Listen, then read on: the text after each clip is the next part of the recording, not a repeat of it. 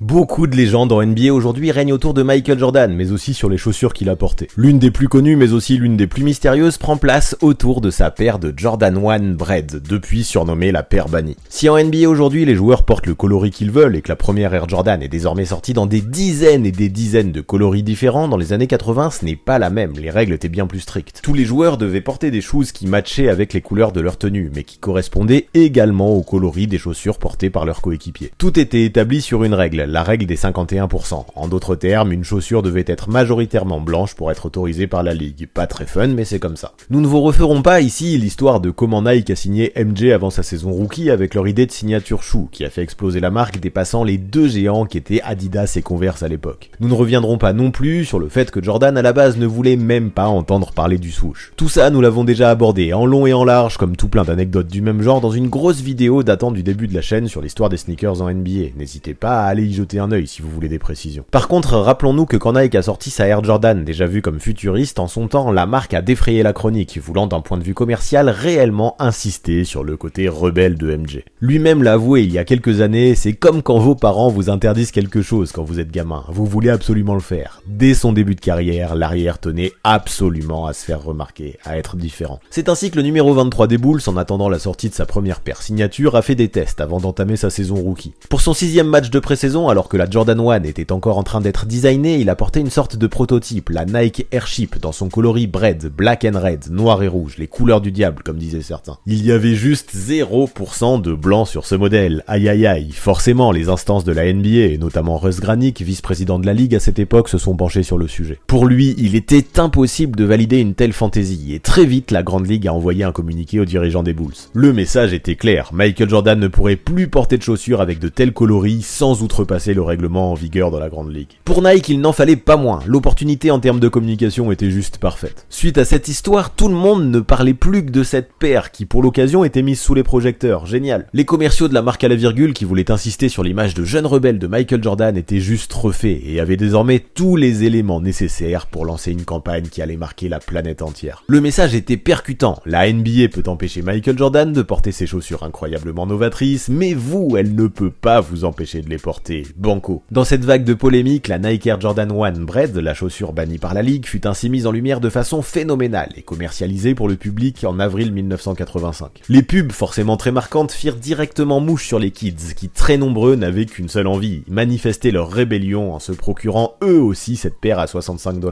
C'était le début du succès de Jordan Brand qui en 2022 réalise plus de 2 milliards de chiffres d'affaires annuels en vendant ses produits. Par contre, ce qu'il faut savoir, c'est qu'autour de ce récit, il y a beaucoup de légendes, beaucoup de mythes, tout n'est pas vrai dans ce que l'on raconte, et Nike en a beaucoup joué. La rumeur disait que MJ et les Bulls n'en avaient rien à faire des remarques de la NBA, et vu que Nike payait les amendes infligées par la ligue, soit $5000 par rencontre, l'arrière portait ses chaussures bannies sans aucun complexe. Mais en fait, c'est juste faux, Michael Jordan n'a jamais porté cette fameuse Jordan Bread lors d'un match officiel, et a priori, Nike n'a jamais payé un seul dollar à la NBA. En fait, la légende a pris énormément d'ampleur en 2005 lorsque le documentaire Just for Kicks dédié à la sneaker culture fut diffusé. C'est bien dans ce film qu'il est dit que MJ portait tout le temps la chaussure bannie pendant que Nike payait les amendes. Sauf que les visuels utilisés dans le docu pour confirmer ça ont été truqués. On y voit Jordan porter la Bread lors de son record historique de 63 points face aux Celtics en 1986. Et ouais, il suffit aujourd'hui de faire une brève recherche sur Google pour se rendre compte que le modèle qu'il portait ce jour-là était celui avec du blanc, le Chicago Colorway comme on l'appelle, pas le banni. C'est d'ailleurs le seul et unique coloris de Jordan que MJ portait lors de ses 2 premières saisons en NBA. On a beau faire des recherches, on insiste dessus parce que c'est important de débunker ça, il n'y a réellement aucune preuve démontrant que Nike ou Jordan ait été une seule fois amendé pour avoir porté le modèle Bread. Normal, il ne l'a jamais enfilé en match officiel. Bien sûr, il les a mises dans d'autres contextes, pour des raisons publicitaires notamment, ou encore pour la presse. Devant les appareils photos de Sports Illustrated par exemple, lors de l'été 1985, on le voyait dans une mise en scène affronter le numéro 1 de la draft, Pat Ewing, avec les chaussures bannies aux pieds. Mais ça, c'était pour le show, jamais ce modèle il ne l'a porté lors d'un match NBA, même un match de pré-saison. Par contre, ce qui est vrai, c'est qu'il l'a porté lors du Slam Dunk Contest 1985, lors duquel il y avait plus de tolérance concernant les tenues, vu que MJ portait également de grosses chaînes en or autour du cou. Et ouais, pour cet événement paraissant spectaculaire, il fallait avoir un maximum de flow. Si Jordan n'a pas remporté la compétition cette année-là, la marque Nike, elle, avait tout gagné. À cette époque, ce modèle Bread n'était pas encore à la vente, et quand quelques semaines après le All-Star Weekend ce fut le cas, le chaos devint total dans les boutiques de sneakers. La chaussure bannie était constamment en rupture de stock, partout, et Nike en produisait autant que possible pour réapprovisionner tout le monde. Bien joué. Il fallait réserver son modèle et parfois patienter plusieurs mois avant de pouvoir mettre la main dessus. Du jamais vu dans le monde de la sneaker. Foot Locker à la base n'avait commandé que 5000 paires pour tous ses magasins aux États-Unis. Une semaine après, ils en commandaient 150 000. Porter un modèle interdit par David Stern était juste devenu le symbole ultime de l'état d'esprit révolutionnaire de la rue. En mixant une telle narrative et cet aspect très très rare, cette Air Jordan 1 était devenue un must-have dans toute la street. Rien qu'avec cette paire, Nike a doublé son chiffre d'affaires en 1985, atteignant une somme record pour l'époque de 100 millions de dollars annuels avant de devenir le monstre que l'on connaît aujourd'hui. L'investissement de 2,5 millions de dollars sur Michael Jordan réalisé quelques mois plus tôt avait d'ores et déjà amplement porté ses fruits pour la marque de Portland. Et ce qui est rigolo, c'est qu'au tout début, Jordan n'était pas du tout fan du design de ses nouvelles pompes. Cependant, quand il a compris le buzz commercial qu'un tel modèle pourrait provoquer, il s'y est très vite fait. Il a ensuite entièrement fait confiance, et pour longtemps, à la marque qui, année après année, a sorti de nouveaux modèles, jusqu'à la Jordan 36, sortie en 2021. Du coup, 35 modèles et 37 ans plus tard, on pourrait se dire que la Jordan 1 a dû bien tomber aux oubliettes. Et vous le savez, c'est complètement faux. Pourtant, dans les années 90, le volume de la vague chaussures bannies avait totalement diminué. Et oui, toutes les modes ont une fin. À chaque nouveau modèle de Jordan qui sortait, une nouvelle campagne de pub percutante était lancée et tous les fans oubliaient la version précédente. Dans les années 90 et même 2000, ce que les jeunes voulaient, c'était porter la toute dernière pompe, moderne et à la mode, ça peut se comprendre. La Jordan 1 n'était plus qu'un modèle de boomer que l'on pouvait se procurer, souvent bien usé à quelques dollars dans les friperies. Seuls les skaters, adeptes des brocantes et fans de leur gomme solide, la portaient encore. La chaussure protégeait les chevilles, était durable et résistait parfaitement aux grippes de toutes les boards. Mieux encore, avec son design original, elle était très facilement customisable. Sauf que bon, hors des skateparks, plus personne ne portait de Jordan 1.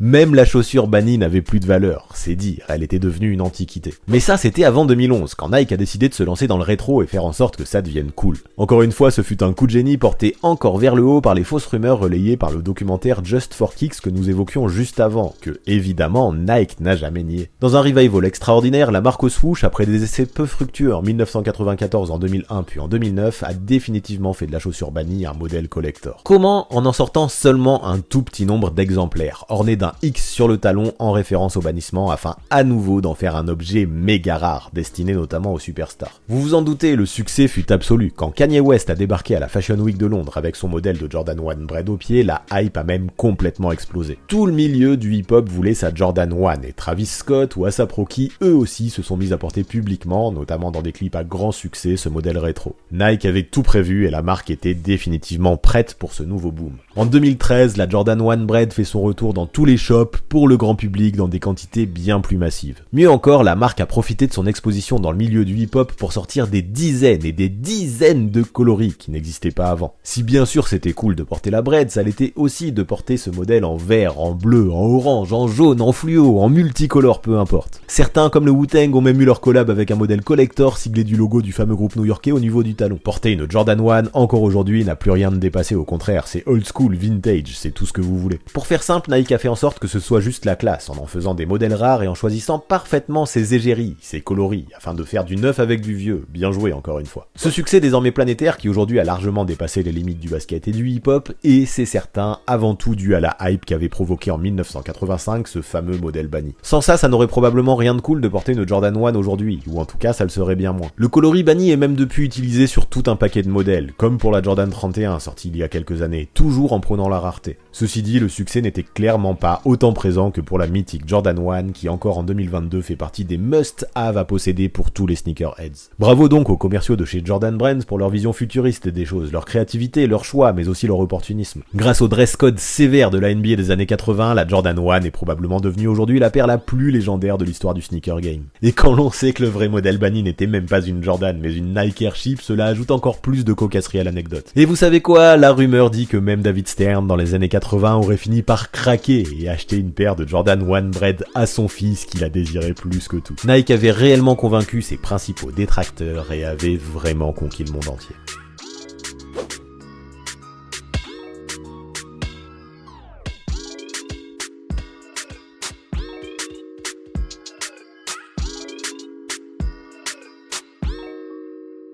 Thank you.